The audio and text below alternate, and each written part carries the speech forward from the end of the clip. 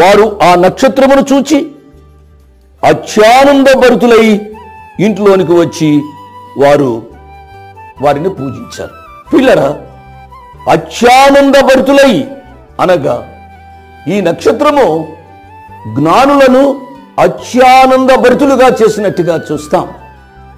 వాక్యం వింటున్నా ప్రియులరా, మన యొక్క జీవితాలు ఇతరులకు ఆనందాన్ని కలిగజేసే రీతిగా ఉండాలి. వీడితో స్నేహం చేయడం నష్టం అన్నట్టుగా ఉండకూడదు కదూ. అప్పుడప్పుడు తల్లిదండ్రులు చెప్తూ ఉంటారు, మా వాడు పలానా వారితో స్నేహం చేశాడు అండి, పాడైపోయాడు. మా పాప పలానా వారితో స్నేహం చేసింది, పాడైపోయింది అని అంటూ ఉంటారు కదూ.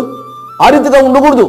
నీ స్నేహం, నీ సహవాసం ఇతరులకు ఆనందభరితంగా ఉండాలి అని ఈ నక్షత్రం ద్వారా మనం నేర్చుకుంటున్నాం. ప్రియులారా, అంత మాత్రమే కాకుండా ఈ